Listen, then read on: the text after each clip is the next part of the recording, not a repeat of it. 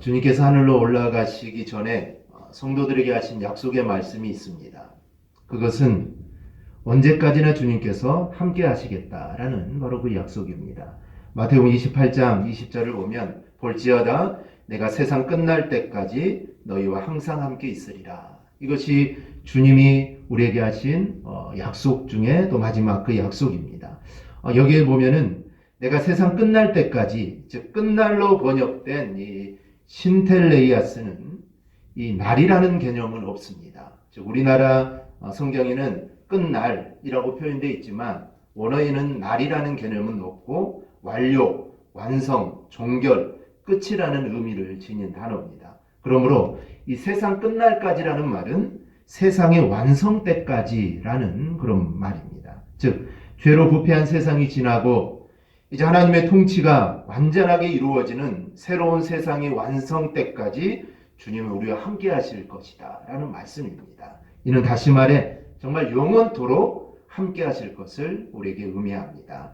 또 한편 이 항상, 너희와 항상 함께 있을 것이다, 이 항상이라는 단어도 모든 날들을 의미합니다. 이는 하루도 빠짐없이 정말 매일매일 주님이 우리와 함께 하실 것을 우리에게 가르쳐주는 바로 이 단어입니다.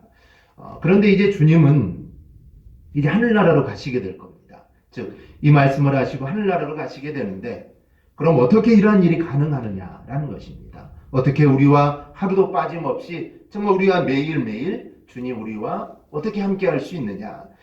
주님은 일찍이 당신이 승천한 후에는 내가 보혜사 성령을 너희에게 보내주겠다라고 약속을 하시면서 그는 진리의 영이라 세상은 능히 그를 받지 못하나니 이는 그를 보지도 못하고 알지도 못함이라. 그러나 너희는 그를 아나니 그는 너희와 함께 거하시며 또 너희 속에 계시겠습니다. 내가 너희를 고아와 같이 버려두지 아니하고 너희에게로 오리라. 이 말씀은 주님께서는 당신의 영이신 이 성령을 우리에게 보내주셔서 우리와 영원토록 함께 하시겠다라는 말씀입니다. 즉 주님은 하늘나라에 가지만 이 주님을 대신해서 성령님을 보내주신다는 것이죠. 그래서 주님은 6월절 어린 양으로 죽으신 후에 50일이 지난 오순절날 성령을 우리에게 보내주셨습니다. 그래야 성령은 그 이후로 지금까지 정말 줄곧 주님을 믿는 모든 성도와 함께 하십니다. 그러므로 말씀을 듣는 여러분들은 정말 우리 곁에는 성령님이 함께하고 계시다는 이 사실을 우리가 꼭 믿으시기를 바랍니다. 주가 나와 함께 하시기에 우리는 주님의 뜻대로 행할 수 있습니다. 주가 나와 함께 하시기에 우리는 어떠한 일을 당해도 절대로 낙심치 않을 수 있습니다. 또 주가 지켜보신다고 믿기에 우리는 악을 행하지 않고 우리는 선을 택하게 됩니다. 주님이 나를 돌보시기에 사망의 음침한 골짜기를 가도 우리는 두려워하지 않을 수 있습니다. 그러므로 우리 성도의 정체성은 주님과 함께 하느냐 아니면 그렇지 않느냐에 달려 있습니다. 예수님의 어린 시절 예수님의 육신의 부모들은 6월절 행사를 하러 성전에 다녀오면서 어린 예수가 자신들과 동행하는 줄 알았습니다. 자신들의 눈에는 보이지 않지만 다른 친척들과 함께 오고 있겠지 이렇게 생각을 합니다. 하지만 예수님은 그 일행 속에 없었습니다. 나중에 요셉과 마리아는 예수님이 없다는 것을 알고 왔던 길로 거슬러 올라갔고 성전에서 선생님들과 대화를 나누는 예수를 발견하게 됩니다. 물론 이거는 예수님의 어린 시절에 있었던 하나의 에피소드인데요. 근데 우리가 생각해야 될 것이 있습니다. 즉 우리도 당연히 우리가 주님과 함께하고 있다라고 생각하는데 그런데 사실은 그렇지 않을 수 있다라는 것입니다. 즉 예수님의 부모들이 예수가 우리와 함께 있을 것이다 생각했지만 사실은 그렇지 않았습니다.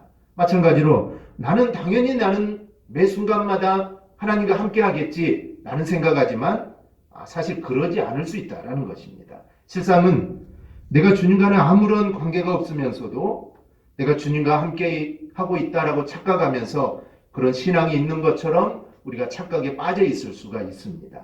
그러니 성도는 항상 자신이 깨어 있어서 내가 주님과 함께하고 있는가 내 자신을 늘 돌아봐야 됩니다. 잊을만 하면 보도되는 유명한 목사님들의 실수들은 무엇을 의미할까요? 사실 단순한 실수라고 우리가 보기가 어렵습니다. 믿음의 지도자들로서는 도저히 할 수 없는 일들을 행하고 더구나 세상 법에서 말하는 도저히 용서할 수 없는 그런 범죄를 저지르는 경우들이 있습니다. 그런데 그들의 처음은 누가 봐도 은혜의 역사가 넘쳤습니다.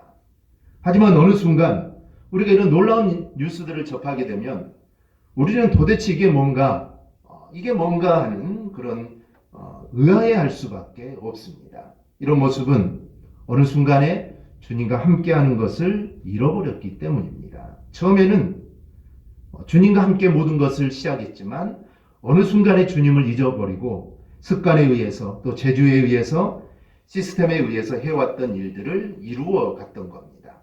그런데 이런 현상은 단지 그 목사님들의 일일 뿐이다 라고 단정 짓기는 또 어렵습니다. 우리 모두도 마찬가지이기 때문입니다. 누구든 예수님과 함께하는 일을 잊는 순간 그런 타락과 범죄에 이를 수가 있습니다. 그러니 우리는 항상 깨어서 주님과 동행하는 자들이 되어야 될 줄 믿습니다. 그리고 우리는 주님과 꼭 동행하는 삶을 우리는 살아가기를 바랍니다. 오늘 본문은 주님의 놀라운 일을 경험하면서도 엉뚱한 결과를 보이는 이들에 대해서 오늘 주님이 말씀을 합니다. 그런데 그런 자들에게 나타난 공통점들이 있습니다. 그것은 바로 주님과 함께하지 않았다라는 것입니다. 주님께서 이렇게 이야기를 하십니다. 23절을 보면 나와 함께하지 아니하는 자는 나를 반대하는 자요 나와 함께 모으지 아니하는 자는 해치는 자니라. 놀라운 역사의 현장이 있다 하더라도 결국 주님과 마음을 하나로 모으지 않으면 이거는 아무 소용이 없다라는 겁니다. 반대로 어떤 자리에서든지 우리가 주님과 함께 있다면 그리고 주님에게 우리의 마음을 모은다면 설령 정말 오늘 말씀과 같은 그런 놀라운 일들이 일어나지 않는다고 하더라도 그런 길이 바로 믿음의 길이다라고 오늘 주님 말씀합니다. 이러한 사실은 놀라운 역사의 현장뿐만 아니라 지금 이 자리에도 마찬가지입니다. 우리가 하나님의 말씀을 듣고 우리가 기도하고 전도하고 우리가 주님의 일을 하지만 그 자리에서 우리가 주님과 함께하지 않는다면 주님과 하나로 우리가 마음을 모으지 않는다면 이거는 아무런 의미가 없는 일입니다. 우리는 정말 무슨 일을 하든지 우리 늘 주님과 함께해야 합니다. 그래야 그 일이 믿음의 일이요 그 길이 믿음의 길이 바로 되는 겁니다. 그래서 오늘은 우리가 주님과 함께하는 것이 얼마나 중요한가 우리가 이 말씀을 오늘 본문을 통해서 우리가 다시 한번 살펴보고자 합니다. 첫째는 주님과 함께하지 않으면 주님의 놀라운 역사를 귀신의 역사로 오해하기도 합니다. 예수님께서 말하지 못하는 사람에게서 말하지 못하게 하는 귀신을 쫓아내 주었습니다. 그랬더니 말하지 못하는 사람이 말을 합니다. 14절을 보면 예수께서 한 말 못하게 하는 귀신을 쫓아내시니 귀신이 나가매 말 못하는 사람이 말하는지라 무리들이 놀랍게 여겼으나 이 놀라운 일입니다. 문제는 이것을 지켜보던 자들의 반응이었습니다. 그들 중에 이렇게 말하는 사람이 있습니다. 15절입니다. 그가 귀신의 왕 바알세불을 힘입어 귀신을 쫓아낸다. 이 사람들의 생각에는 더 큰 귀신이 작은 귀신을 제어하는 것쯤으로 여겼던 겁니다. 즉 예수님께서 큰 귀신의 힘을 빌어가지고 이 작은 귀신을 쫓아낸 것이다 이렇게 생각을 한 겁니다. 아무래도 하나님의 나라와 주님을 알지 못하는 자들에게는 이 귀신을 쫓아내는 이런 일들이 아마 신비한 일들로 그들은 여길 겁니다. 얼마나 놀라운 일들입니까? 지금까지 한 번도 보지 못했던 일들이 지금 눈앞에서 일어나고 있습니다. 그러니 얼마나 놀라운 일입니까? 그러니 그들은 놀랄 수밖에 없습니다. 하나님의 역사를 제대로 인식하지 못하기 때문에 저들의 생각은 그냥 더 큰 힘을 가진 자가 싸워가지고 작은 힘을 가진 자와 싸워서 이겼다. 이 정도로 생각했던 겁니다. 이렇게 하나님 나라가 보이지 않으면 주님의 역사를 보고도 한낱 귀신의 역사로 착각할 수 있다라는 점입니다. 믿음을 갖지 못한 자들에게 놀라운 일들은 모두 신비한 일일 뿐입니다. 그리고 그들은 이런 일에 별로 관심이 없습니다. 왜냐하면 자신들의 문제가 아니기 때문입니다. 그러니 그 능력에 대해서 깊은 관심을 갖지 않으니까 그냥 덧선 영적 존재가 힘을 발휘하는 것 정도로 그들은 이해를 합니다. 이런 자들에게 하나님의 나라는 전혀 이해가 되지 않습니다. 그저 신기할 일일 뿐입니다. 교회에 오랜 기간 다녀도 하나님의 나라를 전혀 이해하지 못하는 사람들이 있습니다. 즉 예수님의 십자가의 의미를 알지 못하는 성도들이 있습니다. 교회 다니면서 흉내는 냅니다. 남들 찬송할 때 찬송하고 또 기도할 때 함께 기도하고 남들처럼 제법 믿음이 있는 것 같은 이야기를 합니다. 그런데 정말 결정적일 때 보면 엉뚱한 생각과 엉뚱한 이야기를 합니다. 이런 사람들 중에는 필요할 때는 점을 보러 가는 경우도 있습니다. 하나님의 성령의 역사를 알지 못하니 필요에 따라 점도 보고 또 평상시에는 교회도 나오고 그러는 겁니다. 병들었을 때는 목사님을 불러서 기도를 해달라고 합니다. 그러면서 신적인 능력이 있는 사람이 있으면 또 그 사람을 불러서 병을 낫게 하는 의식을 주저없이 하기도 합니다. 그저 신비한 일들만 이렇게 따라다닐 뿐입니다. 이런 사람은 자신의 마음을 평화롭게 하려는 의도만 있을 뿐 결코 주님에 대해서 알지 못하는 자들입니다. 겉보기와는 다르게 사실은 주님을 만난 적이 없는 사람입니다. 그러니 하나님의 나라에 대해서 제대로 알 리가 없습니다. 그래서 신비한 일들이 있으면 쫓아다니면서 거기에서 내가 과연 무엇을 좀 얻을까 이런 것을 바라볼 뿐입니다. 그래서 하나님의 역사를 맛보지 못한 자들입니다. 그런데 주님과 함께하는 자들은 하나님의 역사하심이 무엇인지 분명하게 압니다. 그래서 자신이 설 자리가 어딘지도 알고 또 하나님의 영광이 가려지는 자리에는 자신의 이름을 절대로 올리지 않습니다. 반대로 하나님이 원하시는 일이라면 정말 그것이 자신에게 이득이 되지 않더라도 순종하는 마음으로 받아들입니다. 귀신이 쫓겨나는 일이 일어나서 감사하지만 그런 일이 일어나지 않는다 하더라도 절대로 믿음이 흔들리지 않습니다.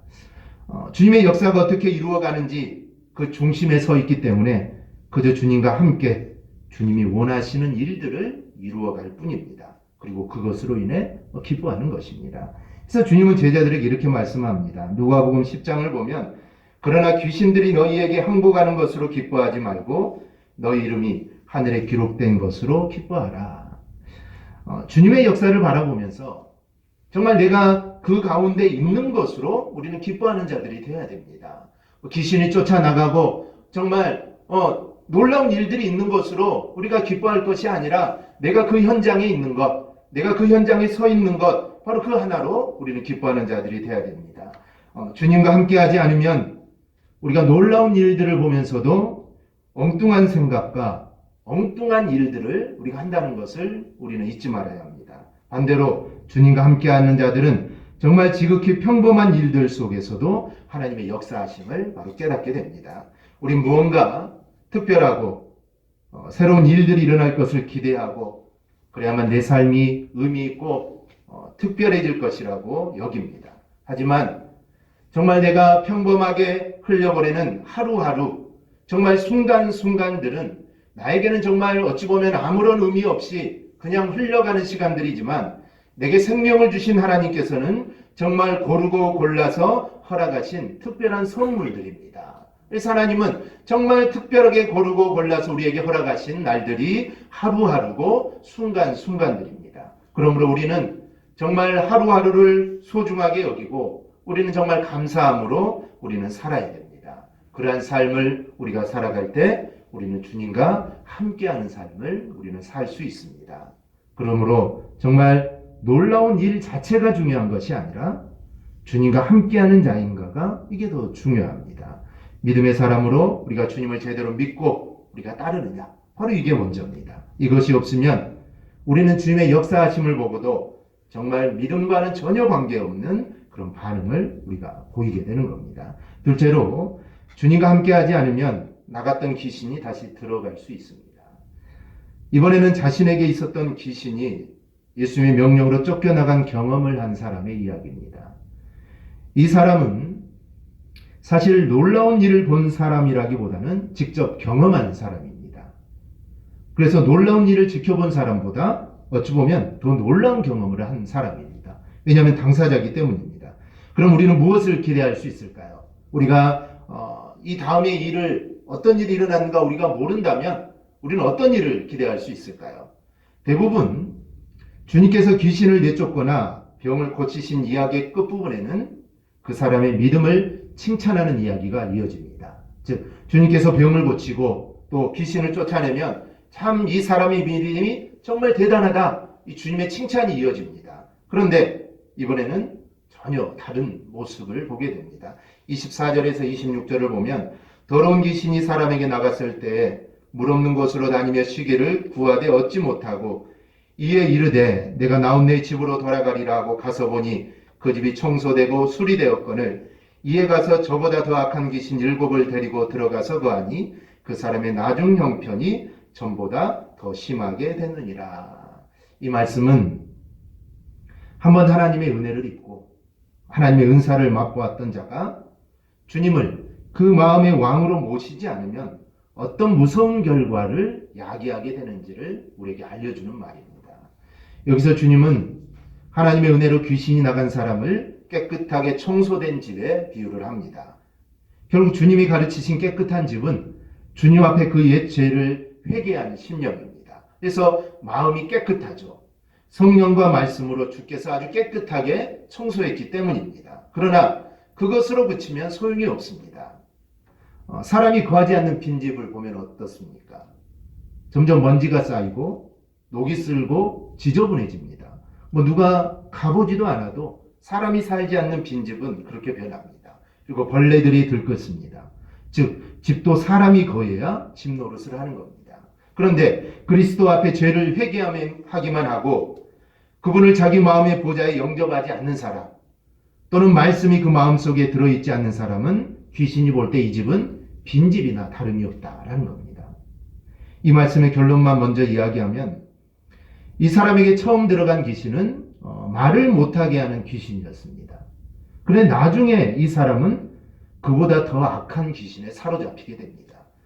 더 악한 귀신이었다라는 것을 보면 아마 그저 말 못하는 정도가 아니라 아주 심하게 귀신 들린 증상을 나타내는 정말 정상적인 삶을 살지 못하게 하는 그런 귀신이 아마 다시 들어갔을 겁니다. 그것도 하나가 아니라 7 귀신에게 사로잡히게 됩니다. 이 사람은 처음보다 더 나빠졌습니다.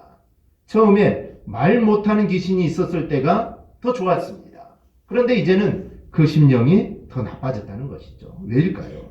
여기도 마찬가지입니다. 이유는 하나입니다. 주님과 함께하지 않았기 때문입니다. 믿음으로 주님과 동행하지 않기 때문에 놀라운 경험을 했음에도 더 나쁜 상황이 되어버린 것입니다. 그러니 아무리 놀라운 경험을 하더라도 주님과 함께하지 아니하면 아무 소용이 없다는 것을 우리는 알아야 합니다. 믿음으로 주님을 영접하고 주님의 역사에 동참하는 게 아니라면 이건 모든 것이 헛것입니다. 여러분을 통하여 놀라운 일을 우리가 경험하고 나를 통해 놀라운 일이 일어났더라도 결국 중요한 것은 그 이후에 여러분들이 주님과 동행하고 있느냐 하는 점입니다. 아무리 놀라운 일이 일어나도 주님과 동행하지 않으면 결국 무너질 수밖에 없습니다. 그러니 우리의 목표가 눈에 보이는 것들이 되어서는 절대로 안 됩니다. 교회들마다 이 목표를 수치로 표현하는 것을 좋아합니다. 그래서 성도 몇 명 모으기, 예배당 혹은 교육관 몇 평, 몇 층 건물로 세우기, 이런 식으로 놀라운 목표들을 세웁니다. 물론 그런 목표들이 이루어지면 얼마나 좋겠습니까? 하지만 오늘 본문 말씀을 우리가 생각한다면 이런 놀라운 일이 우리의 목표가 되어서는 절대로 안 됩니다. 오히려 우리의 목표는 아주 단순해야 됩니다. 즉 주님과 함께하는 교회가 되어야 합니다. 또 주님과 함께하는 성도가 되어야 됩니다. 이게 바로 우리의 목표가 되어야 됩니다. 주님과 함께할 때 놀라운 일이 더 의미 있게 되는 것입니다. 이미 말씀드렸듯이 놀라운 일은 주님이 나와 함께 하신다는 그것으로 이미 이루어졌습니다. 주님이 정말 낮고 낮은 나와 함께 하시는 것보다 더 놀라운 일이 어디 있겠습니까? 제일 중요한 것은 주님이 함께 하는 겁니다. 주님이 함께 하기만 하면 두려울 것도 없고 낙심할 필요도 없습니다. 주님이 누굽니까? 하나님이시지 않습니까? 그러니 우리는 두려워할 필요가 없습니다. 우리는 주님과 함께 하기만 하면 됩니다. 이 감리교회 창시자인 존 웨슬리는 그가 운명하면서 가장 좋은 것은 하나님이 함께하는 것이야 라고 말하고 운명했다라고 합니다. 하나님을 알고 하나님과 동행하며 하나님의 손길을 느끼며 사는 것, 이것이 정말 좋은 일입니다. 모든 근심과 걱정을 내려놓게 만들고 마음 깊은 안식과 위로와 용기를 얻게 해줍니다. 물질적인 혹은 현세적인 어떤 목적은 우리를 잠시 동안 기쁨을 맛보게 하지만 하나님과 함께하는 것의 기쁨은 이거는 절대로 고갈되지 않습니다. 늘 하나님 안에 머물러 사는 한 그 기쁨은 계속되는 겁니다. 이런 인생이 얼마나 행복하겠습니까? 그러므로 우리는 정말 어떠한 일을 만나더라도 늘 주님과 함께하는 삶을 우리가 꼭 살아가기를 주님의 이름으로 축원합니다. 셋째로 우리는 하나님의 나라가 이미 임한 줄 알고 주님과 함께하는 자가 되어야 합니다. 주님께서 놀라운 일을 이루시는 것에 초점을 맞출 것이 아닙니다. 주님께서 이 땅에 오셔서 십자가를 지심으로 하나님의 나라가 이미 이 땅에 이루어진 것에 대해서 우리는 관심을 가져야 됩니다. 오늘 이 사건도 하나님의 나라가 이 땅에 이루어졌음을 보여주는 하나의 사건 중에 하나입니다. 그렇기 때문에 중요한 것은 말 못하는 자가 말을 한 것이 아니라 이 사건을 통해 하나님의 나라가 이 땅에 이루어졌다. 이것에 대해서 우리는 관심을 가져야 됩니다. 그리고 그런 주님과 함께하는 것이 하나님의 나라를 이루는 것이다. 여기에 우리는 정말 관심을 가져야 됩니다. 이 점에 대해서 이미 말씀드린 23절 우리가 다시 한번 보면은 23절 함께 보겠습니다. 23절 함께 봉독합니다. 나와 함께하지 아니하는 자는 나를 반대하는 자요, 나와 함께 모으지 아니하는 자는 해치는 자니라. 아멘. 우리가 주님의 표현을 잘 보아야 합니다. 주님과 함께 한다는 표현을 이해하려면 주님과 함께 하지 않는 게 주님을 반대하는 것이다 라는 점을 우리는 분명하게 해야 합니다. 세상 논리로는 여러 가지를 이야기합니다. 그중 대표적인 것이 주님을 믿지는 않지만 반대하지는 않는다.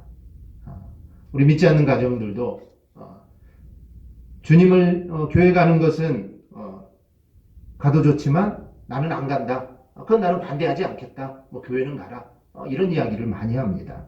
논리적으로는 그렇게 이야기할 수 있습니다. 그러나 주님께서는 중간지대를 말씀하시지 않습니다. 함께하지 않는 것은 이거는 반대하는 것이다 라고 말씀을 합니다. 즉 함께 모으지 않는 것은 해치는 자다 라고 말을 합니다. 즉 주님과 동행하는 일에 있어서는 중간은 없는 겁니다. 즉 믿고 주님과 동행하거나 그렇지 않는 것, 이 둘 중에 하나입니다. 세상에서 고상하게 살아갈 수 있습니다.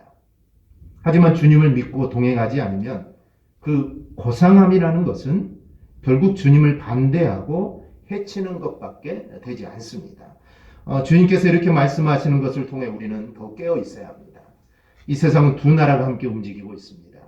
하나는 그리스도가 왕이신 하나님의 나라입니다.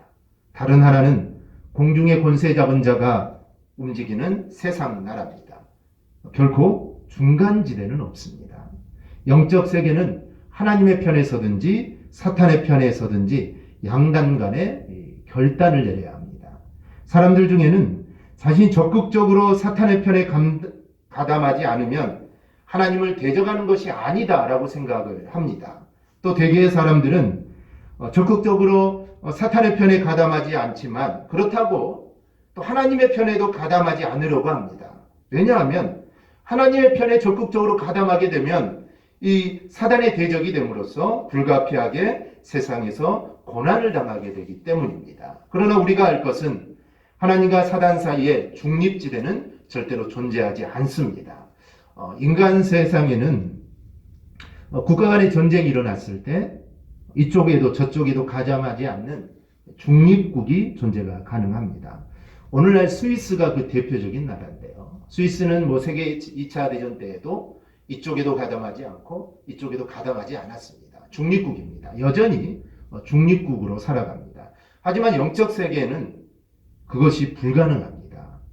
하나님의 편에 서든지 사단의 편에 서야 하며 하나님의 편에 서지 않는 것은 내가 적극적으로 사탄의 편에 가담하지 않는다고 할지라도 이미 그 사람은 사탄의 편에 가입한 자인 겁니다. 그래서 하나님의 편에 서지 않는 것은 장차 사단이 멸망하게 될 때 사단과 동일한 형벌을 받게 됩니다. 곧 지옥 형벌을 받게 된다는 것이죠. 즉 주님을 믿지 않으면서 나는 이 세상에서 나는 선하게 정말 착한 일을 많이 하면서 산다.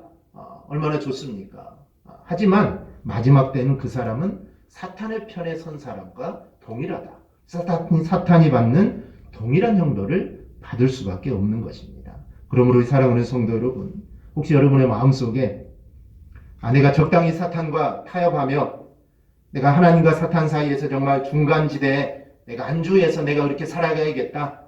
내가 그렇게 신앙생활 해야겠다. 만약에 그런 생각들이 우리 안에 숨어 있다면 정말 우리는 과감하게 그런 마음들을 십자가에 못 박아야 합니다. 그리고 굳은 결단을 통해 오직 하나님만을 따르는 철저한 하나님의 나라의 군사들이 되기를 바랍니다. 우리가 하나님의 편에 가담하게 되면은 일시적으로 고난을 받는 것은 사실이지만 영원한 생명과 축복이 보장되는 반면에 일시적인 고난을 피하기 위하여 사탄과 타협한다면 영원한 멸망을 우리가 피하지 못합니다. 그러나 분명한 것은 이 두 나라의 싸움은 실상은 하나님의 나라가 지는 것 같지만 하나님의 나라가 이기고 있다는 점입니다. 주님과 함께하는 자들은 이기고 있다는 것을 충분히 경험하게 됩니다. 주님이 주시는 놀라운 평강과 기쁨이 마음속에서 끊이지 않는 것, 이것이 바로 그 증거가 됩니다.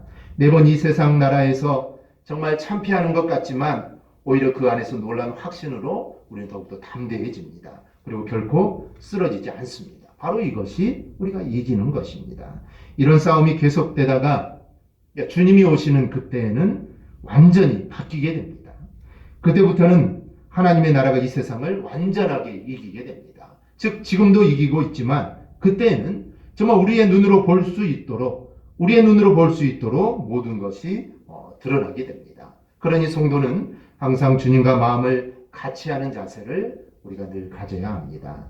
주님의 일에 우리가 정말 마음을 모으는 자들이 되어야 합니다.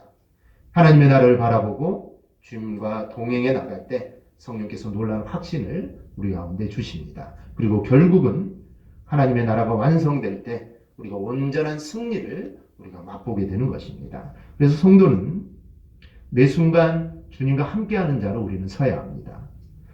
성도가 이 땅에 있는 동안 깨어 있어야 하는 이유가 여기에 있습니다. 깨어 있지 않으면 우리는 세상 나라에 침몰당할 수밖에 없습니다. 그래서 우리는 늘 깨어 있어야 됩니다. 깨어 있으면 하나님의 나라를 이루어 나가는 전사들로 주님과 동행하는 자들이 됩니다. 그런 자들에게 주님은 세상 끝날까지 내가 함께 하겠다라고 약속을 하십니다. 말씀을 맺습니다. 여러분 동행이 무엇일까요? 동행은 말 그대로 함께하는 것입니다. 어느 학교 선생님에게 12살 먹은 딸이 있었습니다. 그 아내가 세상을 떠나자 그는 딸에게 어머니 역할까지 해줘야 했습니다. 그런 학교 일 때문에 딸에게 시간을 충분히 내주지 못하는 게 문제였고 그것 때문에 늘 마음이 아팠습니다. 그래서 그는 어서 크리스마스 휴가가 오기를 손꼽아 기다립니다.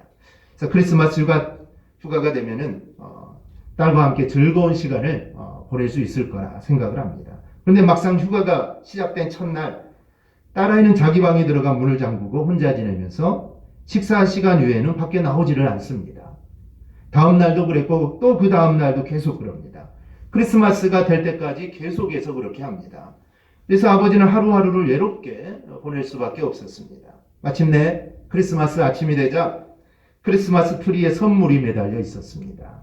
뜨개질로 짠 한 켤레 양말이었습니다. 딸아이는 두 눈을 반짝이면서 말합니다. 아빠, 크리스마스가 되기 전까지 이것을 다 짜야 한다는 생각에 내가 얼마나 마음이 졸였는지 몰라요. 제가 방문을 잠그고 지금까지 했던 건 바로 이 뜨개질이었어요. 이젠 다 짰어요. 아빠 양말이에요. 좋으세요? 좋고 말고 야 정말 예쁘게 짰구나. 고맙다. 아빠는 딸에게 눈물을 보이기 않으려고 딸을 덥석 껴안았습니다. 하지만 그 마음에는 이렇게 말하고 있습니다. 야, 이 철없는 아이야. 양말은 시장에 가서 사면 되지 않니? 난 양말 같은 건 원하지 않아. 너와 함께 시간을 보내고 싶었단 말이야. 즉 함께하는 것이 동행입니다. 이것은 마음으로는 하나, 방향으로는 한 곳, 행동으로는 유사성을 내포해야 합니다. 이 유사성이라는 것은 같이 밥을 먹고 같은 길을 걷는 행위의 동질성을 뜻합니다. 즉 동행은 한 목적을 가지고 두 사람이 한 길을 걸어가는 것, 이게 바로 동행입니다. 성경에는 동행이란 말이 자주 나옵니다. 에녹이 그랬고 노아가 그랬고 아브라함 역시 동행했다고 합니다. 그런데 보이지 않는 하나님과 어떻게 동행할 수 있을까요? 보이면은 함께 손을 잡고 옆으로 가려고 하면은 붙잡아서 함께 한 길을 갈 수 있는데 보이지 않는 하나님과 어떻게 우리가 한 길을 갈 수 있느냐? 성경은 동행이라는 단어를 종종 순종이라는 단어로 표현을 합니다. 즉 하나님과 동행한다는 것은 하나님의 말씀에 순종하는 겁니다. 출애굽 때 이스라엘은 구름 기둥이 가면 가고 서면 섰습니다. 즉 가라면 가고 서라면 서는 것, 주님께서 가시면 나도 가고 주님께서 서시면 나도 서는 것, 바로 이것이 동행입니다. 우리는 어떻게 하나님과 동행할 수 있을까요? 아무리 생각해도 막막합니다. 무엇인지 정확하게 알 수가 없습니다. 그러나 한 가지 분명한 것이 있는데 우리가 어떤 선택을 할 때 정말 모호하거나 분명하지 않는 것보다 정말 분명하게 드러난 명백한 말씀에 먼저 순종하는 것입니다. 우리가 세상 일을 결정할 때 모호하죠. 이것을 해야 될까? 저것을 해야 될까? 잘 판단이 서지 않습니다. 어떤 것을 선택하는 게 좋은 선택일까? 잘 선택하기 어렵습니다. 하지만 하나님의 말씀은 정확합니다. 그렇기 때문에 우리가 어떤 것을 결정하고 선택할 때 모호하는 것에 신경 쓰는 것이 아니라 정말 정확한 명백한 그 말씀에 우리가 먼저 순종하는 겁니다. 그것이 바로 우리가 주님과 동행하며 살아가는 것입니다. 우리 모두 정말 오늘 말씀을 정말 꼭 기억하고 우리가 주님 말씀에 늘 순종하며 늘 동행하는 삶을 우리가 살아가기를 주님의 이름으로 축원합니다. 아멘. 기도하겠습니다.